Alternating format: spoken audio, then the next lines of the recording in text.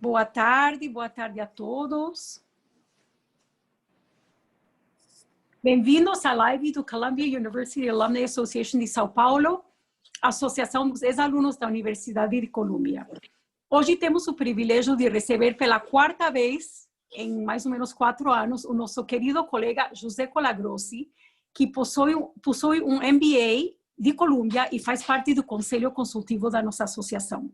Ele é CEO da Kantar, o maior grupo de pesquisas.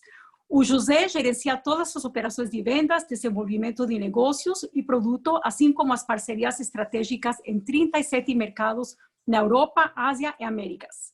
Junto com Juca, temos o filho dele, o José Rajo Colagrossi, igualmente brilhante, especialista em análise de dados e inteligência política, fundador da Social QI. A especialidade do Joey é transformar dados em estratégias para campanhas políticas, como para a presidência da República, governo do Estado e Prefeitura de São Paulo, além de atuar na área esportiva com a comunicação de um dos maiores clubes brasileiros, o Corinthians. Mantendo a tradição de palestrar sempre em ano eleitoral, o Juca sempre temos essa tradição, juntos irão falar sobre as eleições municipais e o mundo das fake news. Esta live será gravada. As gravações das nossas lives estão disponíveis nas nossas mídias sociais. Estamos no Instagram, Facebook, LinkedIn e no YouTube. Todos os nossos convites por e-mail contêm os links das nossas mídias sociais na parte inferior. Sigam a gente, curtam as nossas páginas, lá postamos todos os nossos eventos. Também gostaria de mencionar as nossas próximas 2 lives. Na terça-feira, dia 29, será o nosso evento do Columbia Connects. Para esse evento, iremos receber a Tamara Perlman, da Feira Parte, junto com o professor José Schenkman, do Columbia Business School. Com eles, iremos aprender a melhor maneira de investir em arte. A semana após, na terça-feira, dia 6 de outubro, será a vez da Carolina Rabelo, da ABBC, junto com José Muscati, da Accenture, e o José Aparecido dos Santos, diretor jurídico do Magazine Luiza. Temos lives já organizadas semanalmente até dezembro. Esperamos ter vocês conosco em todas elas. Bom, muito obrigada, Juca e Joey, por dedicarem essa hora à nossa associação. Joey, te passo a palavra. Obrigado. Vou compartilhar aqui minha tela. Então, prazer, eu sou Joey, eu sou sócio da Social QI. A Social QI é uma agência que trabalha com comunicação, estratégia e monitoramento político. A gente fundou ela em 2016, a gente fez a campanha do João Dória para prefeito de São Paulo, e a gente viu na campanha de prefeito que toda a comunicação que a gente fazia vinha de monitoramento de rede social. Então, não sei se vocês lembram, para as pessoas que são de São Paulo, primeiro o João era empresário, depois a gente viu que a palavra empresário era uma palavra que não pegava muito no digital. Então, a gente achou a palavra trabalhador. E desde então a gente faz a comunicação dele, a gente fez a campanha de 2018 também, toda a comunicação estratégica, tudo que ele fala vem através de monitoramento de rede social. Então nosso DNA é monitorar para entender e agir. O monitoramento como a espinha dorsal. Gente, o que é o monitoramento? O monitoramento é a coleta de dado público em rede social, blogs, portais, e organização, classificação, muitas vezes usando a inteligência artificial. Então, a gente consegue pegar um montante de dados e consegue gerar insights. Então, entender e agir é justamente a atuação em cima desses dados. Então, a gente, aqui um pouco sobre a agência. A gente acredita em inteligência, monitoramento e comunicação digital. Vou pular um pouco essa parte um pouco mais da agência. Entrar aqui de novo, monitorar, entender e agir.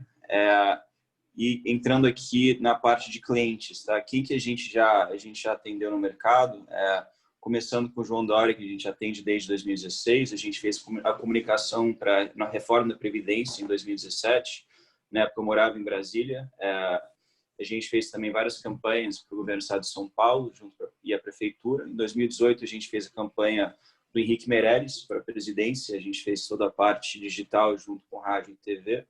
A campanha para o João Dória, governo 2018. O Bolso Dória foi uma coisa que veio da gente, da minha equipe, foi essa aproximação ao Bolsonaro, até um ponto, um pouco demais, mas foi uma coisa que a gente fez e deu certo. A gente, em 2019, a gente fez toda a comunicação e inteligência para a nova Previdência. que foi um sucesso junto com a MP Liberdade Econômica. A gente fez a tributária, está fazendo agora, voltou. Só pulando um pouco aqui, tem muita outra coisa, mas agora a gente está focado na campanha municipal da Joyce Hasselman e a gente faz inteligência para a campanha do João Campos, para a Prefeitura de Recife. Mas o que a gente vai falar hoje sobre? Tá? A gente vai falar sobre bot e fake news. Então, antes de começar na apresentação, eu queria mostrar um exemplo real para vocês. Deixa eu voltar aqui, peraí um segundo. Como que eu saio dessa... Peraí. Eu vou abrir meu browser. Vou aproveitar para te interromper um pouquinho. Só esqueci de avisar, por favor, se vocês têm perguntas, podem passar para mim pelo chat, que depois a gente pergunta para o Joey e para o José. Sorry, Joey. Claro, tranquilo. Eu vou compartilhar agora meu browser para a gente ver robô em ação agora, nesse momento, tá? Então, vamos lá. Vou compartilhar meu Chrome. Então, eu peguei aqui um Trending Topics de hoje, tá? Aqui a gente vê os assuntos principais que estão acontecendo no Brasil. Eu peguei aqui hoje, algumas horas atrás, tá? A gente pegou esse hashtag Bolsonaro orgulha o Brasil, tá? Eu copiei aqui e a gente coloca dentro de uma das nossas ferramentas. Esse é um exemplo hoje, tá? Então, em um dia, teve 70 mil publicações, um número bem alto, tá? E a gente desce aqui e a gente começa a ver alguns dos perfis. Como que a gente acha robô no Twitter, tá? Robô, e eu vou entrar muito nisso na apresentação, é um perfil que tem automatização por trás. Automatização por trás, geralmente a gente vê através de muito retweet, publicações em pouco tempo e utilização de hashtag para subir trending topics e também para dar mais audiência para assuntos. Então, eu peguei aqui a Sivonte Dantas, tá? Que é um perfil que a gente viu que é o perfil que mais usou o hashtag Bolsonaro Orgulho Brasil. E quando a gente pega esse perfil aqui, a gente vê que é uma mulher, aparentemente, ela fez 47 mil tweets em 11 anos, que é viável. Só que descendo aqui, essa mesma mulher, ela só retweeta, 81% da publicação retweet. Então, a gente enxerga, em primeiro lugar, que os robôs, é muito mais fácil criar um robô que a base dele é retweet, porque não tem que criar mensagem, conteúdo. A gente vê pouco tweet e pouco reply. Mas quando a gente desce, esse aqui são dados de uma semana dela, tá? Então, em uma semana, essa pessoa usou o hashtag Bolsonaro Orgulho Brasil 372 vezes. Uau. Usou 20 meses sem corrupção 218 vezes. Lula na cadeia 147 vezes. Então, a gente vê que essa pessoa aqui, na verdade, é uma fábrica de hashtag. Isso aqui pegando um hashtag de hoje. Globo Lixo. A gente vê aqui muita coisa contra o Maia. Então, bem, a gente vê algumas evidências aqui. Então, muito retweet. Num dia só, ela conseguiu retweetar 2.000 vezes.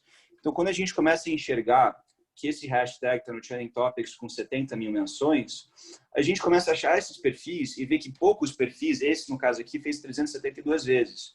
Então, para chegar nesse montante de 70 mil vezes, basta poucos perfis fazendo muito.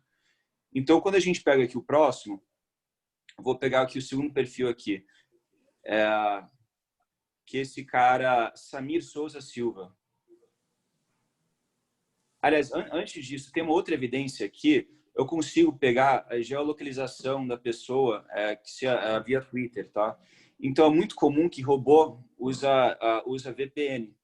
Então, a gente tem o mesmo perfil que eu acabei de olhar e cada vez que ela posta, vai aparecer uma bandeirinha aqui, ó, que é o logo dela. Então, vamos ver se ela está usando VPN ou não. Peraí, deixa eu voltar aqui. Ó, ela está em 2 lugares praticamente em poucos minutos. Por que ela faz isso? Robôs tentam esconder o IP e o VPN fica colocando o IP em vários lugares diferentes. Então, esse perfil estava no Paraná e no Rio de Janeiro no mesmo minuto. Então, e também subiu para, eu acredito que isso é Sergipe, se não estou enganado. Não, eu acho que é Natal, eu acho. Natal. Então, ela estava no Paraná, depois foi para Natal. Então, a gente vê, primeiro, que o robô, esse mesmo perfil, que é um robô, usou 377 vezes um hashtag num dia. Do mesmo jeito que usa aquele hashtag, usa muitos outros. em grande parte, retweeta, porque retweetar não precisa de criação de mensagem original. É uma coisa que você consegue fazer muito mais rápido, automatização. E ela está em muitos lugares ao mesmo tempo. Vamos pegar o próximo, que é esse Samir, tá? Esse Samir aqui fez 206 mil tweets em 3 anos. Meu pai é muito ativo no Twitter, acho que alguns devem conhecer, e eu acho que num dia você faz o quê? 5, 6 tweets. Se a gente pega essa matemática aqui, 206 mil tweets em 3 anos, eu acho que dá por volta de 200, 300 tweets por dia, todo dia. E a gente desce aqui, esse perfil aqui basicamente é 100% retweet. E a gente, exatamente, aqui 99% retweet, ele pode retweetar e fazer uma citação, que é um quote ao mesmo tempo, então por isso tem sobreposição. E essa pessoa aqui fez 328 vezes. E depois cloroquina no ambulatório, que é uma outra pauta. E eu não estou falando que só tem pauta de bolsonarista aqui, tipo, a esquerda também usa bot. E a gente vê que, óbvio, quem que ele está retweetando? Constantino, Leandro Rochel e tal. E a gente vê também os perfis e a zona é muito, muito fácil. Então, a gente vê a facilidade de criar um trending topic aqui usando robôs. Se a gente pensa que 70 mil entrou no trending topic hoje, e a gente viu que 2 robôs representam 1% disso. Então, muito com 100 robôs, 200 robôs assim, você consegue subir um trending topic. Mas por que subir um trending topic? É muito importante que valida posicionamento.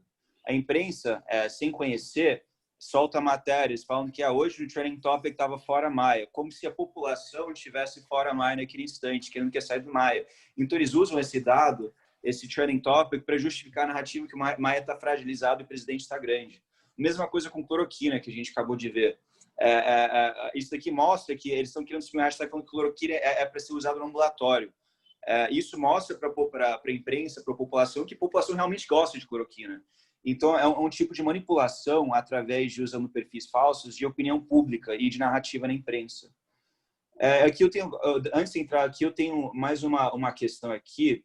Aqui é uma metodologia chamada análise de rede, que a gente usa bastante. Aqui a gente fez em março, cada ponto é uma pessoa. E cada conexão que a pessoa tem são interações que tem, uma curtida, uma compartilhada, um comentário, uma publicação. Então, aqui a gente vê o presidente, a gente meio que vê a zona de influência dele, tá? Então, a gente vê aqui... Peraí, deixa eu fechar aqui. Aqui na direita, a gente diga que é a bolha bolsonarista, tá? E a gente vê que ele tem essa influência aqui muito cercada, porque a gente enxerga que o núcleo duro dele é muito unido e só falam com eles mesmos, porém que ele tem um impacto muito grande além disso. Por exemplo, aqui o João Dória, você consegue ver a diferença em impacto. Isso foi um dia de trabalho, então é muito menor a coleta, sabe? Mas usando essa mesma metodologia, eu peguei um hashtag chamado João Dória vai quebrar São Paulo, que foi um hashtag utilizado em 25 a 26 de março. Foi uma hashtag falando que durante a pandemia, a gente ficando em casa vai quebrar a cidade. Mas foi meio cedo para ser utilizado, foi bem no início de março. Então, e cada ponto aqui é uma pessoa. Eu não sei se vocês conseguem enxergar, isso aqui é um círculo aqui bem grande. Cada ponto tem vários pontos bem finos que é quase impossível de ver. Mas a gente vê que quanto mais escuro o ponto, diz que a pessoa usa o hashtag mais. Então, esse hashtag Dória vai quebrar São Paulo, por exemplo, essa pessoa aqui usou o hashtag 180 vezes.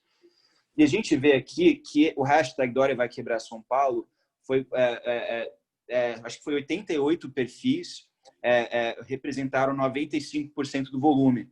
E aqui, visualmente, você consegue enxergar, porque pouca gente está usando, aliás, muita gente usou uma vez, mas pouca gente usaram muitas vezes, que deu o volume gigantesco que tem. Então, aqui é uma visão bacana. Então, quando a gente volta para a apresentação, eu vou parar de compartilhar essa tela e começar a minha outra. E por que isso é perigoso quando a gente fala sobre a questão de fake news, tá? Então, eu vou falar sobre quando a gente fala sobre quarentena e Covid, que isso foi utilizado muito, tá? Então, só para voltar para a lógica que a gente tem aqui. Robôs são perfis que operam de forma sincronizada e automatizada nas redes sociais para manipular, informar e opinar a população, o público. São criados vários perfis usando fotos aleatórias. Geralmente, o que eles fazem? Eles pegam uma foto de uma pessoa que existe e deixam a foto um pouquinho diferente para não ser indexado no Google. Porque você pode fazer busca em imagem no Google, então, para conseguir não deixar isso acontecer, eles mudam a foto. Os perfis seguem um ao outro, tá? E uma outra estratégia que eles usam bastante é que eles usam uma coisa chamada segue que eu te sigo de volta. Então, eles começam a seguir aleatoriamente bolsonaristas. E o bolsonarista aceita, porque é um cara que sente que acredita na mesma coisa, eles vão seguindo. E aí, quando alguém posta alguma coisa, o presidente, alguma pessoa na sala, o Twitter dá uma audiência limitada. Só que os robôs vão retweetando a publicação do presidente, conseguindo maximizar a audiência total. Então, imagina que com a base de seguidores, o presidente tem, acho que 10 milhões de seguidores no Twitter. Quando ele publica, o Twitter vai garantir uma audiência de 5 a 10% da base dele, que é 500 milhões a 1 milhão de pessoas. Só que quando todos os robôs, que tem várias outras pessoas seguindo, começam a retweetar, ele cria uma mensagem exponencialmente maior do que o Twitter conseguiria dar para ele organicamente. Então, os robôs não só servem para conseguir gerar um hashtag, por exemplo, usar 500 vezes o mesmo hashtag no dia, mas eles servem para dar um microfone, uma audiência muito além do que os perfis, do que o presidente e outros perfis importantes iam conseguir ter, através de retweetar. Então, a gente, falando de perigo, tá? Por que isso é perigoso? Eu acho que fala que tem perigo em falando mal do Maia, eu não vejo perigo nisso, tá?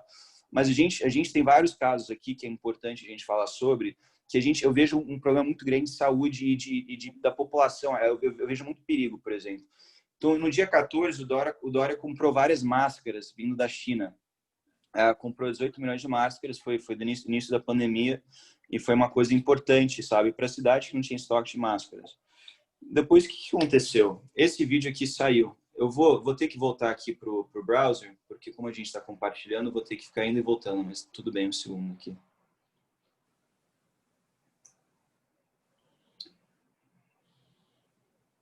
Um segundo. Pronto. Vocês estão enxergando? Sim. Sim. Tá, então eu vou colocar o volume aqui. Putz, vou ter que... pai, eu vou te mandar aqui que o meu volume aqui nesse computador tá atrapalhado aqui. E aí você compartilha, pode ser? Dá para fazer isso? Não? Joga no microfone. Coloca o celular do lado. Põe o celular vou do lado. colocar. Tá. Peraí. Vai dar eco.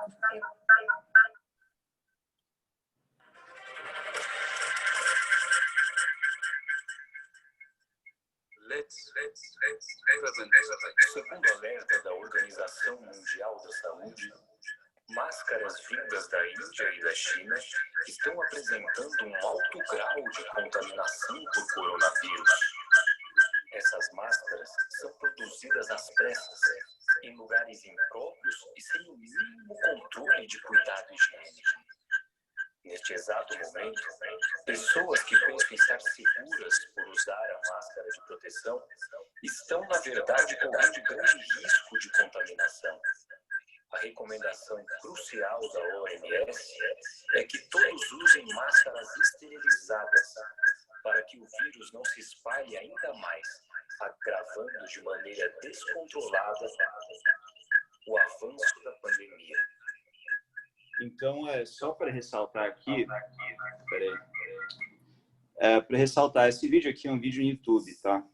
Ele é um vídeo que não é listado. O que não é listado? Então, se você for procurar por ele no YouTube, eu faço uma busca de OMS alerta na busca do YouTube, não aparece. Mas, curiosamente, esse vídeo tem 650 mil visualizações. É um vídeo claramente fabricado, maquiado. Eles colocam como se fosse uma matéria da G1 com o presidente da OMS falando que não é para usar máscaras que estão vindo infectados da China. Colocam poucos dias depois que o Dória anuncia que tem uma parceria com a China e está importando máscaras. E o vídeo está no YouTube sem indexação. Então, o que isso fala para a gente? Agora eu vou voltar para a apresentação. Pessoas foram direcionadas para esse vídeo. Mas como que foram direcionadas? A gente vê os nossos perfis de novo e a gente começa a saber que os perfis que a gente está vendo, os mesmos que tweetam esses hashtags, direcionam as pessoas para esses vídeos. Eu vou pegar uns exemplos aqui. Espera aí um segundo.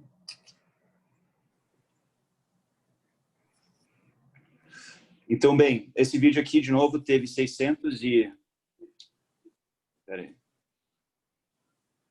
Perdão, um segundo.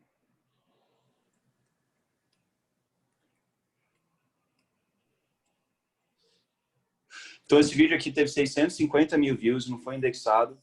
E a gente vê aqui algumas coisas aqui interessantes. Primeiro, o WhatsApp. Como o vídeo não teve views orgânico vindo do YouTube, foi primeiro direcionado em WhatsApp. Então, a gente tem um print aqui que a gente conseguiu pegar de uma pessoa infiltrada, que o vídeo foi mandado em massa em grupos de WhatsApp. Depois, alguns influenciadores de direita começaram a postar sobre pessoas reais.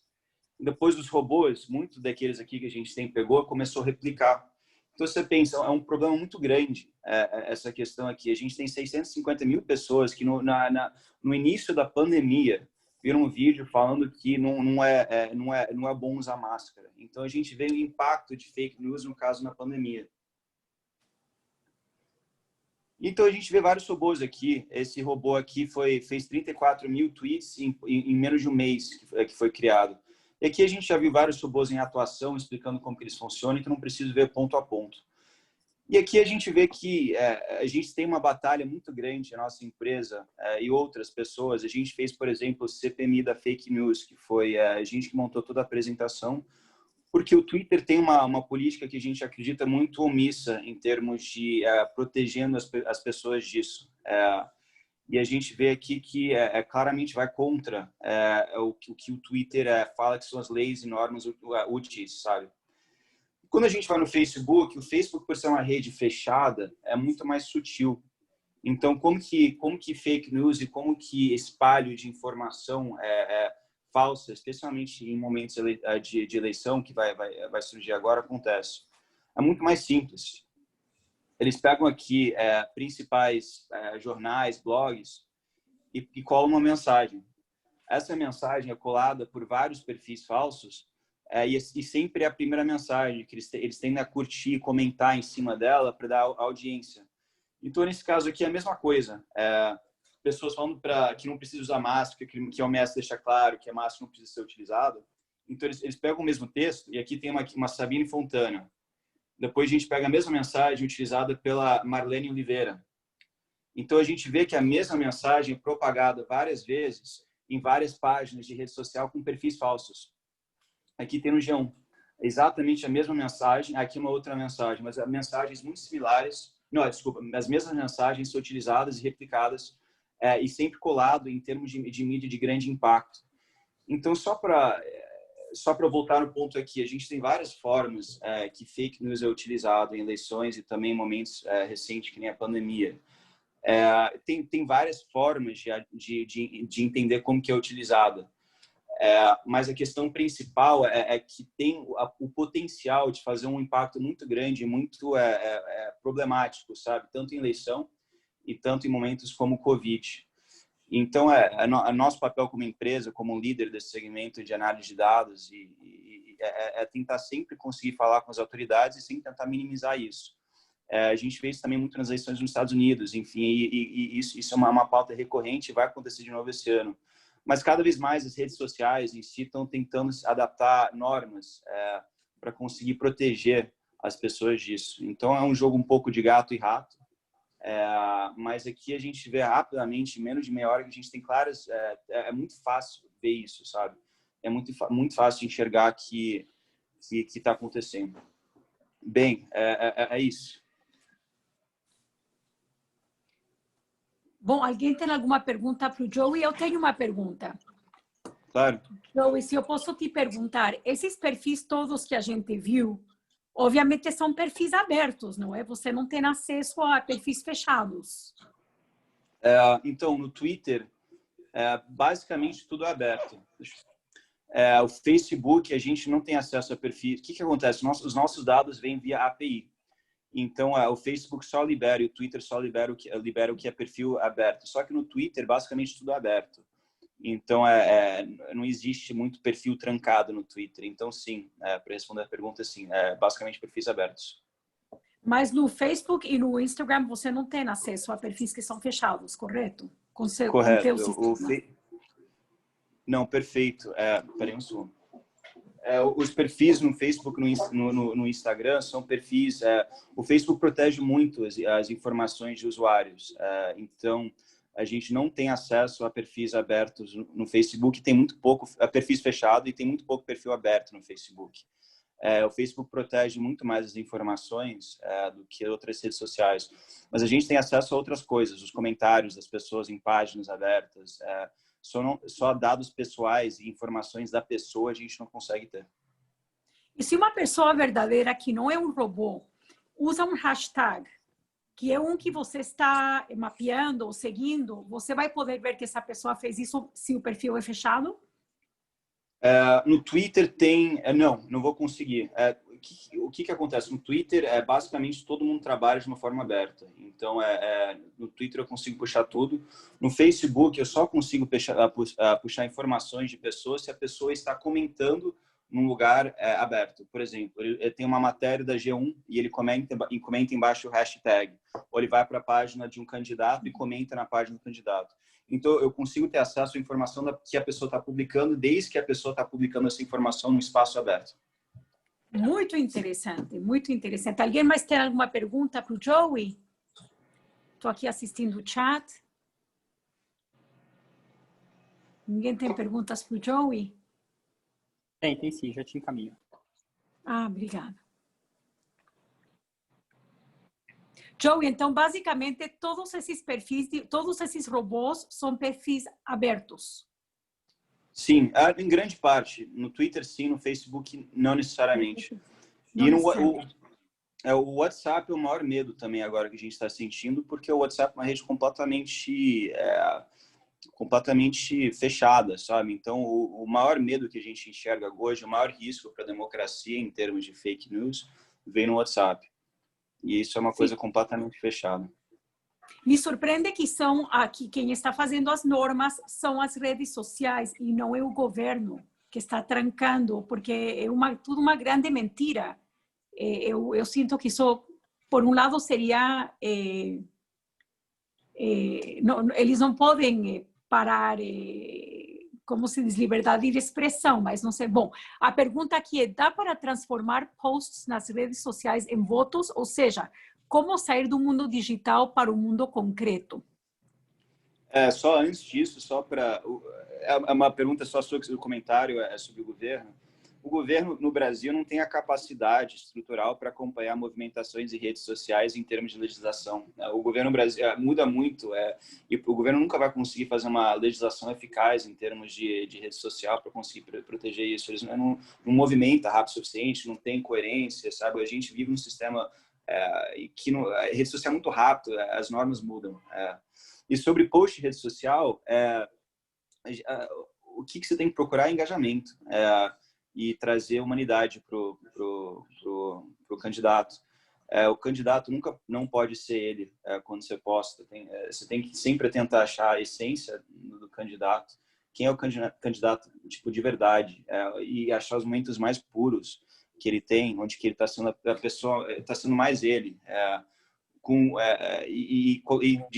Destacar isso. Não tem que ser uma foto bonita dele, tipo, sorrindo, assim. Tem que ser uma foto... Você tem que achar a essência do candidato nas redes sociais. E eu acho que isso é que gera engajamento. Então, sempre busca achar a essência da pessoa. E todo mundo tem uma essência diferente. Então, acho que rede social isso é chave de sucesso. Tem duas perguntas aqui da Tainá Ruge. Acho que a segunda já foi respondida, mas a pergunta seria: esses robôs têm seguidores de verdade ou influenciam apenas em hashtags? E a segunda pergunta é possível descobrir se o mesmo robô vem de uma mesma máquina? Então, sobre seguidores de verdade, eles sempre tentam adicionar pessoas de verdade, porque o foco dele é conseguir gerar audiência além só do núcleo de robô. Então, eles vão seguindo pessoas que têm interesses parecidos e tem algoritmo para fazer isso. Você cria que ele segue todo mundo que fala que é mãe cristã, alguma coisa assim. Eles vão criando uma base muito grande de pessoas reais. A gente tem robôs aqui com 30 mil seguidores, com 30 mil pessoas seguindo-os. Então, a gente vê robôs com uma audiência muito grande. Imagina um robô está conseguindo impactar 30 mil pessoas. São números muito grandes. E a segunda pergunta foi sobre... Eu esqueci, perdão. É possível descobrir se o mesmo robô vem de uma mesma máquina? Sim, a gente depende, no caso. O que acontece? Os robôs, eles são geralmente feitos, os robôs são controlados de um lugar só e eles utilizam celular, porque o celular é muito mais barato você colocar um chip de um celular barato e baixar o aplicativo do Twitter do que você ficar formatando máquinas e servidores. Então, geralmente, uma fábrica de robô, entre aspas, são vários celulares um do lado do outro, com chips com conexões e chips vão entrando e saindo. E aí, quando você usa o Twitter, por exemplo, como eu mostrei para vocês, a gente consegue algumas informações de localização. Então, se a gente começa a ver que vários robôs estão saindo do mesmo lugar, a gente pode assumir que eles estão lá. Mas é muito difícil eles também ser... Os caras usam VPN muitas vezes. Então, os caras que são bons de montar robô geralmente se protegem contra isso. Mas dá sim. Então, obviamente, esses robôs, eles são empresas que são contratadas pelos candidatos? Podemos dizer isso? Sim, sim. São empresas que começaram a fazer isso pequenamente, sabe? Alguns anos atrás, e já tem uma estrutura muito grande. Eu digo que tem em cada cidade grande ou pequena, enfim, tem várias fábricas de robôs, que é simplesmente uma sala com celulares conectados um do lado do outro, com várias conexões, são direcionados para pessoas. E a gente vê claramente isso. Como que uma pessoa retuita 2.000 vezes num dia. A gente tem um documento com mais de 2.000, assim que a gente achou. E se a gente vai somando os trending topics que são causados e a massa de mídia que você consegue em rede social, eu garanto que contratando uma fazenda de robô, a mídia mais barata que qualquer pessoa pode conseguir hoje em dia. Não estou fazendo propaganda para isso. Uma última pergunta aqui do Renan Gonçalves, que justamente dá para ver a revolta. Ele escreve assim, uma última para depois passar para o Juca. Como fazer para evitar esse perigo para as democracias? No documentário da Netflix, O Dilema das Redes, fica evidente uma intenção velada de se construir uma espécie de Estado paralelo do Estado de Direito dentro dessas redes do WhatsApp. Então, a gente como empresa, a gente fala diretamente com os VPs do Twitter, do Facebook, da América Latina, que lidam com política pública. Eu estava com o governador Rodrigo Garcia e o presidente do Twitter, o VP do Twitter, algumas semanas atrás, justamente apresentando uma apresentação muito parecida do que a gente está apresentando agora. Então, a gente com o Twitter tem um relacionamento muito saudável, onde que toda semana, minha empresa manda para eles uma lista de robôs que a gente encontra e eles vão deletando. Então, eu acho que tem que ser uma conjuntura de privado, público, e também pressão. Acho que é muito importante a população se mobilizar e pressionar e também pressionar os políticos, mas é um jogo, porque rede social, bem ou mal, não tem nenhum interesse em admitir que tem muito robô usando a rede social. Não é bom o Twitter ou o Facebook falar, sim, você tem razão, minha rede social está sendo influenciado por robôs. Então, eles não vão necessariamente fazer isso por boa vontade. O que tem que existir são empresas que nem a minha, pressão política e pessoas querendo mudar, sabe? Que é uma coisa que naturalmente vai acontecer. A população está sendo educada e vai conseguir reagir. Então, é um jogo longo, mas está acontecendo. Nos bastidores está acontecendo no dia a dia, realmente. Interessantíssimo. Bom, Juca, agora é com você, José Colagrossi Sr. Obrigado. Eu tenho um big challenge, né? Porque eu tenho que fazer uma apresentação minimamente boa para poder, enfim, chegar perto do José. E o meu assunto é mais boring que o dele também, né? Mas, enfim, vamos falar. Aliás, eu tenho 3 desafios, viu, Diana? É a minha terceira vez que a gente, enfim, fala de eleição, nas vésperas da eleição, e até agora, 2016 e 2018, eu acertei. Então, eu espero que eu acerte de novo. Vamos lá fazer isso em 15 minutos para ficar dentro do horário, tá? Nós chamamos a eleição 2020 como talvez a primeira eleição do novo século, porque é a primeira vez que nós vamos ter uma eleição onde o digital vai estar no centro do ecossistema. A gente teve um pouco disso em 14, um pouco mais em 16, um pouco mais em 18, mas essa eleição, porque o Covid colaborou, enfim, e é a primeira eleição que realmente o digital não vai ser uma coisa acessória, mas sim vai estar no centro do ecossistema eleitoral. Muito bem, deixa eu agora, rapidamente, falar um pouco do panorama nacional, falar do ecossistema eleitoral 2020 e as famosas perguntas que não querem se calar, né? Panorama nacional, eu vou acelerar um pouco aqui. O que nós temos hoje, né, no panorama nacional? Opa, perdão, foi rápido demais. Ou seja, o Jair Bolsonaro se tornou, esse ano, na maior liderança política nacional, substituiu Lula, que tinha esse título até recentemente. Por quê? Pela força dos R$600, ou seja, que esse programa que já está há alguns meses, enfim, que realmente criou um impacto muito positivo e uma gratidão dos beneficiados pelo cheque, agora já é R$300, né? Outro ponto muito importante é que o Bolsonaro se tornou, já há muito tempo, mas se consolidou esse ano também pela força do dinheiro, como grande defensor da família brasileira. A família brasileira como é vista tradicionalmente, um pai, uma mãe e filhos, né? Outra razão foi o enfraquecimento do Lula, né? Na hora que o Lula saiu da prisão, deixou de estar preso, de ser um preso político, né? Ele perdeu muito o discurso, a narrativa e o simbolismo da prisão. E o Lula solto, ele é muito menos eficaz e impactante do que o Lula preso, né? Ao contrário do que a mídia diz, o Jair Bolsonaro não perdeu eleitores. A mídia erradamente diz que ele perdeu muito apoio, de que ele perdeu eleitores. Ele não perdeu eleitor nenhum. Porque se você olhar a campanha de 2018, né, no primeiro turno ele teve basicamente o que ele tem hoje. Aí veio no segundo turno e ele cresceu, evidentemente, o apoio, mas os eleitores que o Bolsonaro teve no segundo turno não eram eleitores genuínos e legítimos do Bolsonaro. Os do primeiro turno, sim. Os do segundo turno foram pessoas que votaram no Ciro, no Alckmin, no João Amoedo, em branco, e que no segundo turno não queria a volta do PT. Então, ou seja, ele não perdeu o que ele nunca teve. Tá? O outro ponto é que o pessoal está comendo o PT pelas beiradas. A gente viu um crescimento grande do pessoal na base que era originalmente do PT, vamos falar mais sobre isso. E os contínuos escândalos de corrupção que todo dia explodem, né, também fortalece a pessoa do Bolsonaro, que, embora tenha uma família complicada, ele não é visto, ele, pessoalmente, como um político corrupto. E os outros líderes nacionais, Ciro, Dória e mais alguns outros, não conseguem criar um palanque nacional na mídia, até porque estão muito ocupados com a questão do Covid. Enfim, então, por essas coisas todas, o Bolsonaro se tornou na maior liderança política nacional, enfim, desafiando até o prognóstico que ele teria uma dificuldade nesse ano. O Covid ajudou. Tá?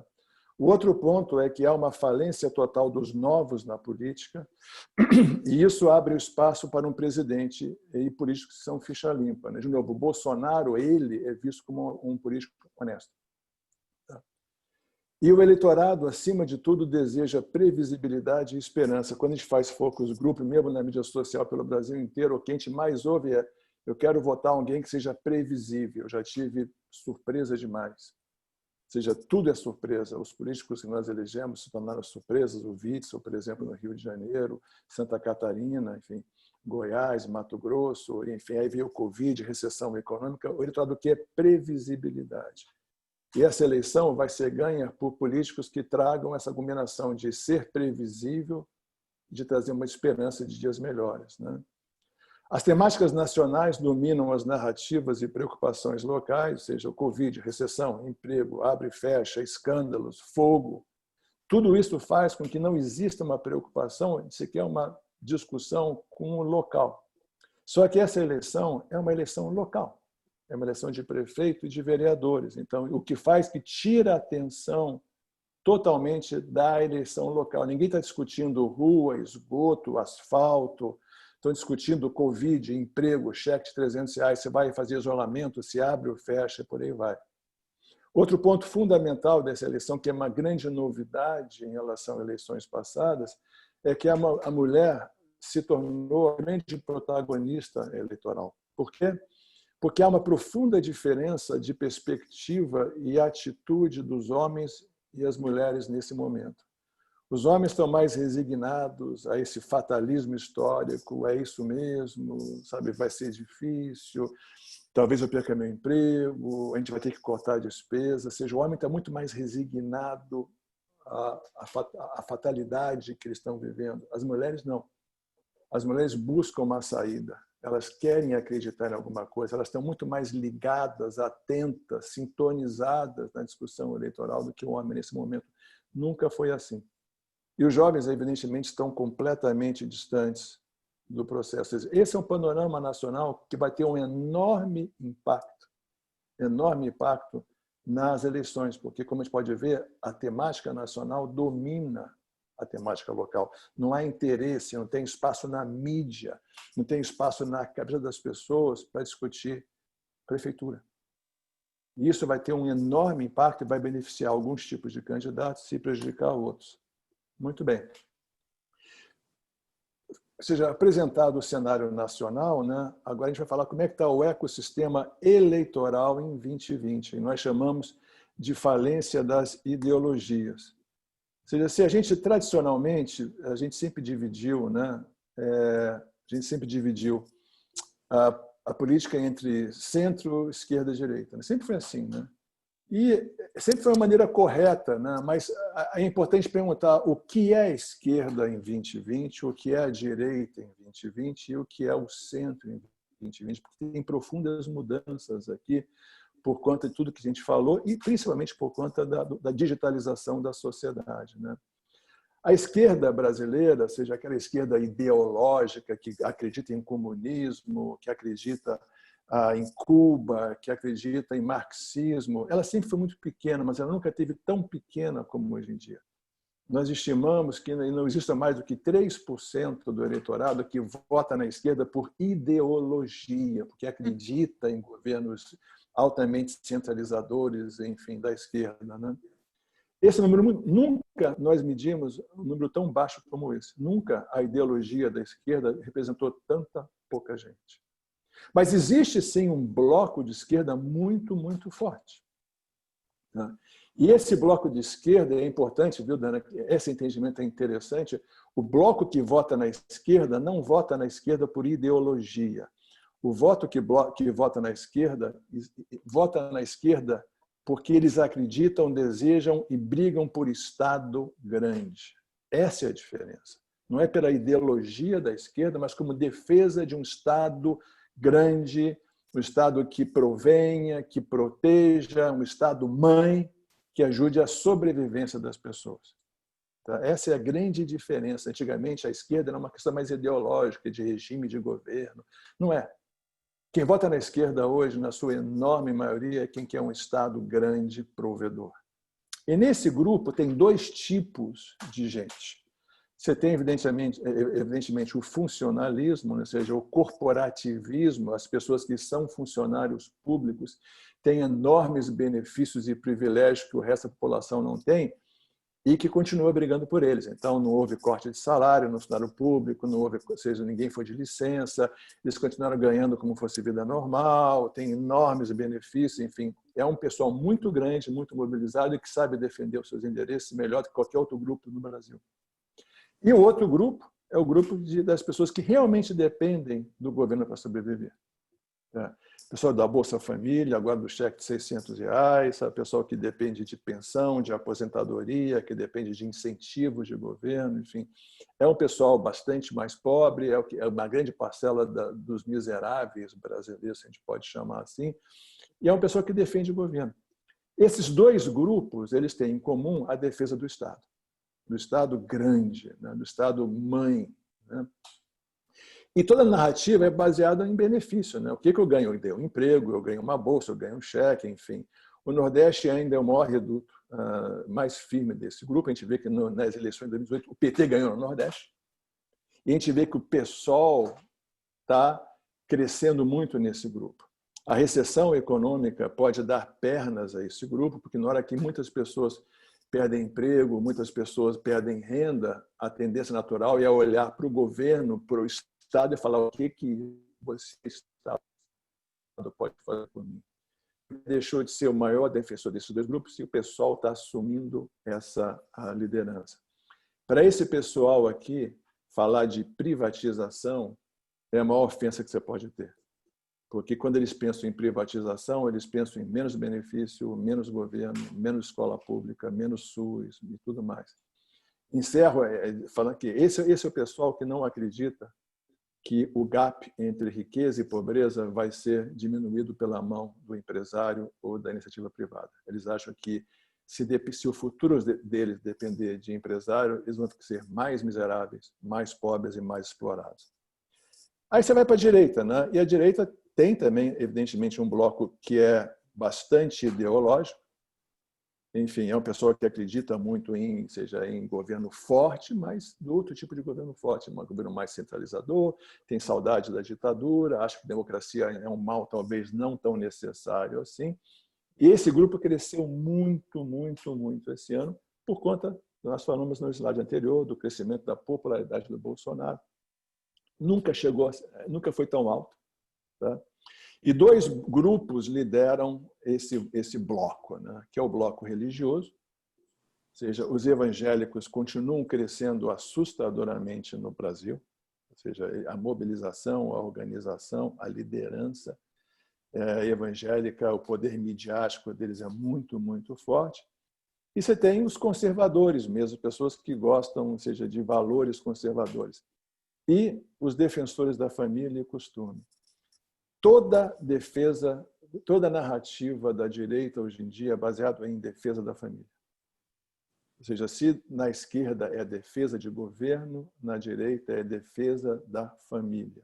De novo, como a gente vê uma família tradicional, um pai homem, uma mãe mulher e filhos, enfim. Enquanto discussão de privatização arrepia o bloco da esquerda, a discussão de gênero, por exemplo, arrepia o bloco da direita. E existe uma enorme, enorme mobilização deles nesse sentido. O Bolsonaro se tornou presidente em 2018 porque ele, desde 2013, era a única voz combatendo publicamente a discussão de gênero. Criança não tem sexo até 8 anos, criança escolhe sexo quando fizer 9 anos, esse tipo de coisa. Tá? Enquanto toda a narrativa do grupo de esquerda é baseada em benefício, do lado direito é baseado em valores. É certo ou é errado? É muito maniqueísta, né? Muito, por exemplo, isso é certo ou isso é errado? Isso é bom ou isso é ruim? O Sul é o mais firme desse grupo, o Sudeste também tem muito, né? E a recessão pode tirar pernas desse movimento na hora que as pessoas passam a depender mais de governo e o governo passa a ser o provedor. Tá? O Bolsonaro, como eu falei, é o principal defensor desses dois grupos, mas as pessoas que crescem gostam do Rodrigo Maia. E eles gostam do Rodrigo Maia porque o Rodrigo Maia deixa o presidente meio em xeque, né? E aqui você tem o centro. O que é o centro? Né? Se o centro não tem uma ideologia do centro, né? Se o centro não é baseado em valores conservadores, religiosos, o que é o centro? Né? O centro nós chamamos de efeito acordeon. Né? O centro cresce ou diminui dependendo do ano eleitoral. Ou seja, o centro é o pessoal que, eles não têm ideologia, não existe uma ideologia aqui, eles são totalmente pragmáticos, ou seja, eles votam caso a caso. Ou seja, geralmente eles votam contra alguém, ou contra algo acima de tudo. Ou seja, a turma da esquerda vota em quem defendeu o Estado, a turma da direita vota em quem defende a família. O centro, o que eles fazem? Eles sempre votam contra alguém. Então, eles já votaram, esse pessoal já votou na Dilma, já votou no FHC, já votou no Lula, já votou no Collor, já votou em todo mundo, de extrema esquerda ou extrema direita. Tá? Esse pessoal se opõe muito ao PT nacionalmente, eles fazem um pouco de oposição ao João Dória em São Paulo, já votaram em tudo que é tipo de candidato, apoiam o Rodrigo Maia, pois controla o Bolsonaro, né? Apoiam as reformas, desde que não atinja os seus bolsos, porque se atingir o bolso, aí já muda a opinião. E esse é o voto que o PSDB nunca conseguiu conquistar. E nunca conseguiu conquistar porque nunca entendeu esse pessoal. Esse pessoal, eles votam a cada eleição dependendo do que vai beneficiá-los mais. Esse pessoal não vota a favor de ninguém, eles votam contra, e eles escolhem o inimigo do momento, a eleição. Muito bem. Ou seja, e é quem sempre precisa de eleição, porque esse é o pessoal que vai para a esquerda, elege o Lula e a Dilma várias vezes, foi para a direita, elegeram o Bolsonaro, elegeram o FHC algumas vezes, elegeram o Collor lá atrás. Tá? Muito bem. Com esse cenário, vou correr um pouco para fechar no horário, ou seja, tem várias perguntas que não querem se calar. Né? Então, ou seja, em relação a cada um dos temas centrais que nós temos. Não, por exemplo, o Covid-19, ou seja, ele vai fortalecer a narrativa do Estado grande e fundamental? Sim, vai, claro. Ou seja, se à medida que o Covid ameaça as pessoas se fragilizam emocionalmente e economicamente, e claro que a saúde também, correr para o Estado é um caminho natural. Tá? Ele fortalece a narrativa de proteção da família? Nem tanto, porque seja nesse caso, quando você não sabe se vai receber um cheque, se vai ter um salário, se vai ter dinheiro, comida na mesa, a discussão de gênero, a discussão, sabe, de homossexualismo, ela perde um pouco a força, porque as pessoas estão preocupadas com coisas mais imediatas. Tá? Ela polariza a disputa em extremos? Absolutamente sim. Ela enfraquece e expõe os governantes? Sim. Não é que as pessoas estão morrendo, as pessoas estão desempregadas e o governo não consegue atender, eu falo governos locais, né? Não consegue atender, isso expõe os governantes. Se fortalece o discurso religioso de proteção da vida, sim, fortalece na medida que você... Eu falei isso na minha outra palestra que a gente fez aqui alguns meses atrás. O brasileiro sempre foi muito relaxado em relação à morte, né? Não relaxado, mas como no Brasil se morre muito, o brasileiro nunca levou vida e morte ou morte a sério. Esse ano, ao contrário dos outros anos, a morte bateu na porta de todos. O Covid é uma morte democrática. Pobres e velhos, ricos e pobres, jovens e idosos, todos morrem. Ou seja, você não tem como se esconder do Covid. Você pode se esconder do tráfico, você pode se esconder, sabe, da violência urbana, você pode se esconder de outras doenças tendo uma saúde boa, mas você não consegue se esconder do Covid. Enfim, então, isso vai fortalecer o discurso religioso? Sim, vai. Mas, ao mesmo tempo, o discurso de Estado tem que me proteger foi muito forte esse ano. Uma coisa interessante foi que até as pessoas e os partidos como o Novo, que sempre pregavam um Estado pequeno, Estado menor, eles agora falam, é o governo que tem que resolver isso, é o governo que tem que arrumar a vacina, é o governo que tem que dar dinheiro. Ou seja, tudo passa a depender do governo, o que fortalece essa retórica. Impacta de verdade a eleição? Sim, porque não vai ter mais passeata, não tem mais comício, não tem corpo a corpo, as pessoas não estão na rua, enfim, tudo isso. Tá? Outro tema aqui é o isolamento, né? E a gente vai perguntar, o isolamento vai baratear as campanhas? Sim, vai, cabe no botão das respostas aqui, vai baratear as campanhas, esse nunca foram tão baratas, ou seja, na história, porque você não pode fazer um monte de coisa, né? Vai efetivamente aumentar e dramaticamente a importância das redes? Sim, absolutamente. Essa campanha é digital, é uma campanha DAS. O corpo a corpo é digital. Os comícios agora, em termos de lives no Zoom, tem lives com milhares, ou seja, o candidato vai para o Zoom, a militância vai, ou seja, o comício é digital, o corpo a corpo é digital. Torna horário gratuito comerciais relevantes de novo? Eu não sei responder essa pergunta, porque a cada ano o horário gratuito estava morrendo, ninguém assistia e ninguém tinha saco de assistir comercial ou de televisão. Como as pessoas estão mais na televisão, estão mais em casa, é possível que o horário gratuito ele seja relevante de novo. Tá? Mas isso, eu confesso que eu não tenho opinião sobre isso, a gente vai ver daqui a uma semana. Esfria a campanha como um todo? Não, porque se não tem a campanha quente nas ruas, você vai ter a campanha quente nas ruas digitais, que são evidentes as redes. Torna as pesquisas de intenção de voto recall de candidatos? Sim, absolutamente sim. Hoje em dia, nós somos uma empresa de pesquisa, a gente faz pesquisa, o resultado é muito mais recall de candidato do que intenção de votar. Por quê? Porque, por causa de tudo que falamos antes, as pessoas não estão ligadas na eleição, não estão comparando candidatos. A temática nacional é muito forte, vai continuar muito forte. Então, quando você fala, você vota no Dória, no Márcio França, no Dória, no Bruno Covas, no Márcio... eu voto no Bruno Covas, eu conheço ele. Eu conheço ele. Então, sabe, as pessoas é muito mais recall do que o candidato do que ele representa. Isso aumenta um desafio para os novos? Absolutamente. Porque o desafio do novo é chamar atenção, ser notado, né? Aumenta o foco nas campanhas? Na campanha digital, sim. E aí, o terceiro ponto é o Bolsonaro. Qual é o papel do Bolsonaro daqui em diante? Ele é o líder, mas o endosso do Bolsonaro vai garantir votos? Nós achamos que não. Nós achamos que os candidatos do Bolsonaro, apesar de dele ser a maior liderança, dele estar muito forte nas pesquisas e da gratidão com R$ 600, eu acho que os candidatos bolsonaristas terão uma muito difícil eleição. Muito, muito, muito difícil eleição. Por quê? Porque a gente vê em focus group o seguinte: eu já votei no cara, eu já elegi o cara, eu já botei o cara lá. Sabe, o que eu podia fazer para ele, eu já fiz. Eu acho que os candidatos do Bolsonaro vão ter muita dificuldade esse ano. Outra pergunta, né? 300 é igual a 600? Não sei. Esse mês começa o cheque cai pela metade. Ou seja, e aí a pergunta é: a gratidão vai continuar igual? O tempo vai dizer. A outra pergunta que existe, que eu não sei responder, é o que o Bolsonaro quer realmente nessa eleição?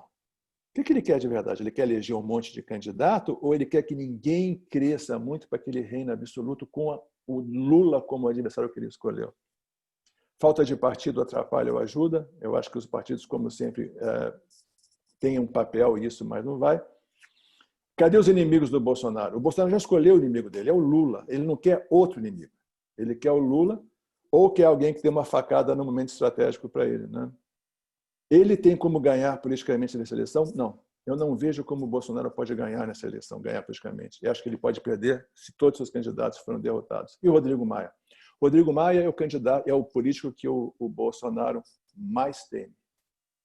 Por quê? Porque ele tem a chave do Congresso, tem a chave do que passa, do que é aprovado, do que não é aprovado.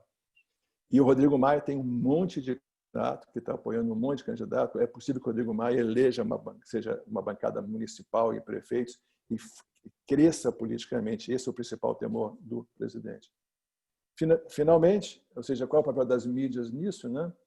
A mídia aberta ganhou sobrevida porque as pessoas ficaram mais tempo em casa e, com preocupação com fake news, passaram a assistir mais o noticiário na televisão. A gente viu, quando nós estamos em Ibope, que no mês de maio e junho, o Ibope da TV aberta nunca teve tão alta, mas já voltou ao patamar anterior. Tá? O digital virou o centro eleitoral, absolutamente correto. Essa eleição é digital, os candidatos vão se engajar digitalmente, as temáticas vão ser debatidas digitalmente. E os candidatos efetivamente digitais serão competitivos? Talvez não. Esse é um ponto importante, porque se você é um candidato novo, que não tem recall, não tem conhecimento, não tem história, você pode usar as mídias muito, muito, muito bem. Mas você vai ter dificuldade sendo notado fora do seu círculo mais pessoal. Será que o eleitor pode ser pessoalmente digital, mas politicamente analógico? Essa é uma discussão interessante que a gente não vai ter tempo de discutir hoje, por causa seja mais. Eu acho que esse é o segredo do bolo. Eu sou um candidato digital, mas politicamente eu trabalho na moda antiga, através de acordos, de comunidades, de visitas, de apoio, de pessoas. Esse é o segredo. Você não pode ser 100% digital. Você tem que ser digital e, ao mesmo tempo, você tem que ser analógico. E essa combinação é que vai ser a receita do bolo que vai funcionar. Será que a percebida mentira nas mídias sociais pode impactar a credibilidade das campanhas? Absolutamente verdadeiro. A mídia social é um centro de mentira. Nunca se mente tanto na mídia social. E isso, quem se apresenta digitalmente, tem uma proposta, justamente não tem história, não é uma persona, vai ter dificuldade que as pessoas acreditem. Máquina partidária, vou correr pouco aqui, ou seja, continua fundamental? Sim, continua importante, já foi mais fundamental. Dinheiro sempre foi importante, não é mais? Sim, dinheiro é importante, tem muito menos hoje em dia, então o dinheiro do partido ajuda muito. Apoio de políticos ajuda ou atrapalha? Depende. Aí vai depender muito do perfil do eleitorado. Em alguns casos vai ajudar muito, em alguns casos vai atrapalhar muito. Militância, está em casa, ou seja, e acho que vai ter muita dificuldade você fazer movimentos na rua. E, verdadeiramente, quem são os políticos de apelo nacional que trazem votos? Essa é uma discussão que a gente está tendo no Ibope hoje, no Ibope lá no Ibope Repucom, porque fala quem tem voto, ou seja, o Ciro tem voto, o Ciro faz as pessoas, o apoio do Ciro elege alguém, o apoio do Lula elege alguém, o apoio do Bolsonaro elege, é garantia de eleição, e do Dória. O que a gente está vendo é que o apoio dos políticos já vem perdendo peso ano a ano, e esse ano nós achamos que vai ter menos peso ainda.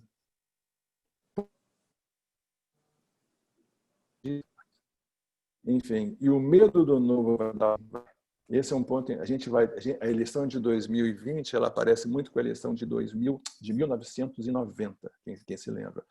Em 89, o Collor foi eleito, que era o novo, e logo depois teve o confisco da poupança, teve aquele plano Collor 1, 2, que foi um desastre. A população ficou assustada com o novo que o Collor representava, correu para o velho.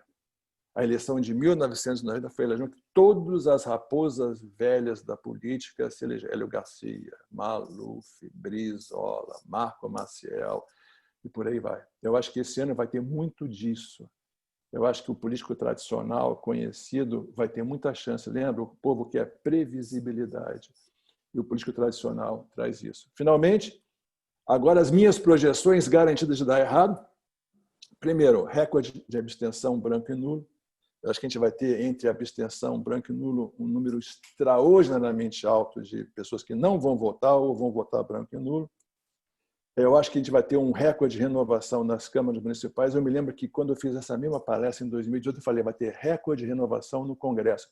Todo mundo caiu de pau em mim, disse assim, não, mas espera aí, os deputados têm muito dinheiro, tem a máquina partidária, tem a política partidária e tem tempo de televisão. Então, eles estimavam que a renovação seria no máximo de 30%. Eu falei, vai ser mais de 50%.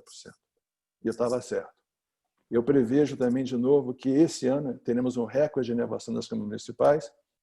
Os candidatos do Bolsonaro não irão bem, tá? Ou seja, condições do sucesso, engajamento emocional, o Joey falou muito isso, tem que ter uma interação emocional com o candidato, conhecimento e confiança, ou seja, você tem alguém que se conheça e confia e que seja previsível. Esse é minhas petições. O Covas ganha em São Paulo, o Calil ganha em Belo Horizonte e o Paes ganha no Rio de Janeiro. Todos amparados pela demanda por previsibilidade. Esses três candidatos são muito previsíveis. Você sabe o que esperar do Covas, você sabe o que esperar do Calil e você sabe o que esperar do Paes em São Paulo. Todos têm dificuldade, todos têm adversários difíceis, todos vão ter campanhas difíceis, mas numa eleição que as pessoas não querem mais surpresa, numa eleição que as pessoas querem ter algum tipo de esperança em relação ao futuro, esses três candidatos são conhecidos da população. E o nível de conhecimento que eles têm, na minha opinião, a gente vai daqui a um mês, 2 meses, saber se eu estou certo ou errado, eu acho que os três ganham principalmente porque eles passam um nível de conforto ao eleitorado que não quer ter mais surpresa, não quer dar mais cheque em branco, não quer mais pagar para ver. É isso, Daiana. Desculpe, passei um pouquinho do meu horário aqui. Sem problema, foi fantástico. Inclusive, eu poderia dizer que você errou na previsão, porque você falou que do Joe ia ser mais interessante do que o seu e não foi. Então, essa previsão errou. Alguém tem alguma pergunta que gostaria de fazer? Ainda não tem perguntas. Eu vou fazer uma pergunta. Juca, não sei se você mostrou aí sobre a esquerda, o centro e a direita. Não sei se o Joey ou você, o que vocês veem como, que porcentagem seria centro hoje em dia, que porcentagem seria esquerda e como que isso mudou ultimamente? Olha, uma boa pergunta essa. Eu diria que, de novo, entendendo que esquerda é quem defende o governo, tá? Sim. Ou seja, quem defende o governo, porque depende do governo para sobreviver de um modo ou de outro, tá? Eu acho que você pode usar grosseiramente um terço, tá? Ou seja, porque eu diria que a esquerda hoje, se não fosse o Covid deu muita chance para a esquerda esse ano.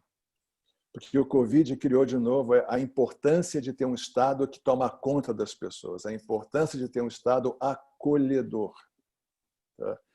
Então, se não fosse pelo Covid, eu diria que a esquerda teria muita dificuldade esse ano.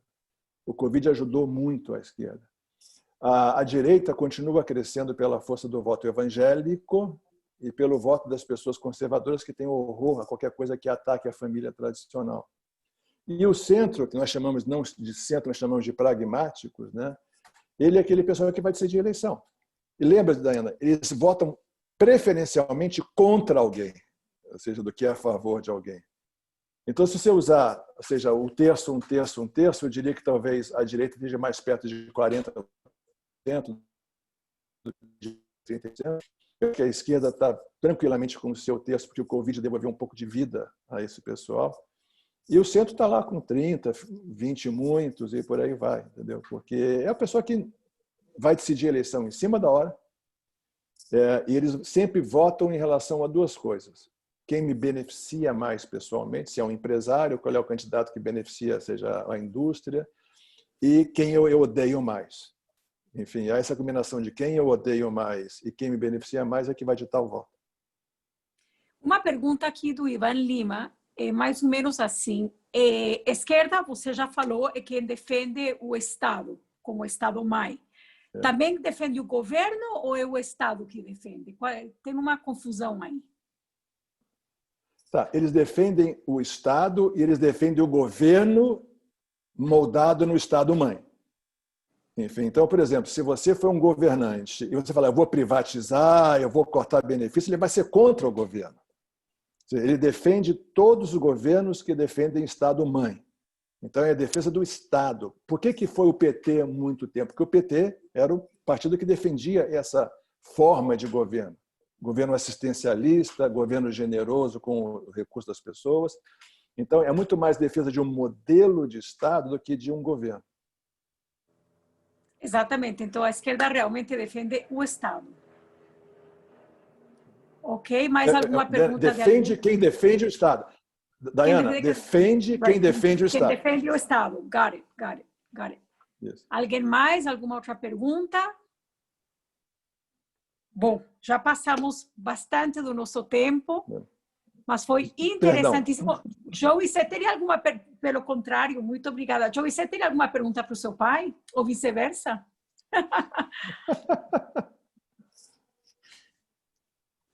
Não estou te ouvindo, Joey. Acho que ele está sem som, ele perdeu o som. Enfim. Está sem som, que pena. Deixa eu ver se eu consigo... Mas, enfim...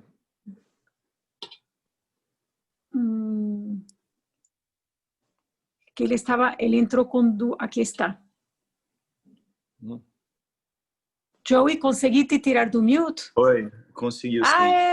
Ótimo. Pergunta, vamos lá. Em termos de eleições 2022, vamos pular 2 anos para cá.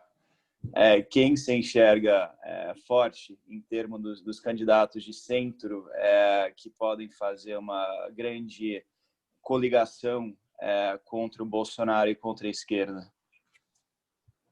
É o Sá Mandetta, é o João Dória, é o próprio Sérgio Moro? Quem se enxerga como capitão de chapa aí contra o famoso capitão Bolsonaro? Cara, na fotografia, Diogo, pergunta difícil, porque tem muito tempo, tem muita estrada pela frente, mas se eu tivesse hoje, qual é o político nacional, liderança nacional, conhecimento nacional, que tem condição de reunir um monte de gente de centro, centro-esquerda, centro-direita, para fazer oposição de um lado ao Bolsonaro e de outro lado a alguém do PT, que deve ser o Lula, que eu acho que o Lula vai ganhar no Supremo e vai ser candidato em 2022, eu vejo 2 nomes com potencial de fazer isso. E não é o Dória. Lamento dizer que o Dória não é um deles. Eu vejo o Ciro Gomes como um possível nome para isso.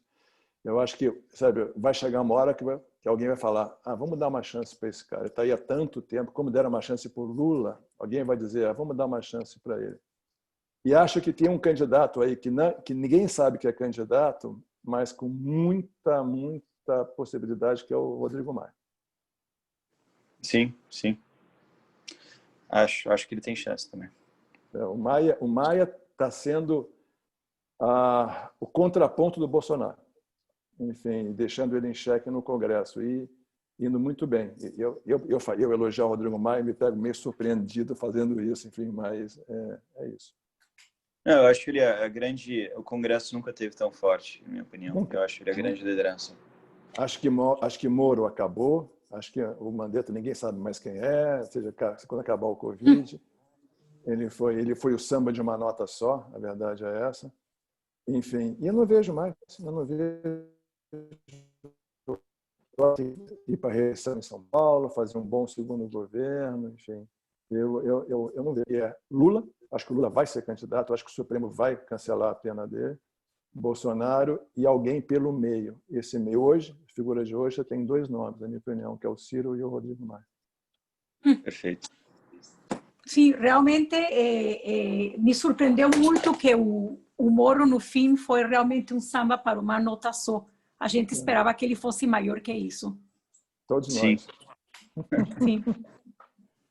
Tá bom, muito Ok, obrigada, Nada, Joey que e bom. Juca. Foi um grande prazer ter vocês. Um minuto, tem mais uma pergunta do Júlio Landman. Oi, Júlio, tudo bom? Eu vejo o JB como de esquerda, visto que é corporativista e, francamente, a favor de um Estado forte. Não tem nada de liberal. Não, absolutamente correto. Agora, Júlio, se você se lembrar, quando eu mostrei os meus slides, eu falei que a direita, o que une a direita não é o liberalismo. O que une a direita é a defesa da família, acima de tudo. Ou seja, o liberalismo você vai encontrar muita gente no meio do caminho que é liberal. A defesa da família é a grande dinâmica, é a grande retórica desse pessoal. Tem um pessoal evangélico, tem um pessoal conservador e tem os pessoas ideológicos que querem um Estado militarizado de direita. Ou seja, o liberalismo, ou seja, você vai achar a defesa da ideologia do liberalismo no bloco central dos pragmáticos. É eles que defendem, não é a direita. A direita está pouco se lixando, eles querem um governo forte. Por isso que eles idolatram o Bolsonaro. Ok. Então, com isso, vamos fechar. Muito obrigada mais uma vez. Juca, até a nossa próxima eleição com Joey novamente. Se não Ok, antes. pessoal, obrigado. Foi uma honra estar com meu filho aqui, tá? Um abraço. Obrigada. Obrigado. Muito obrigada. Tchau. Boa noite a todos.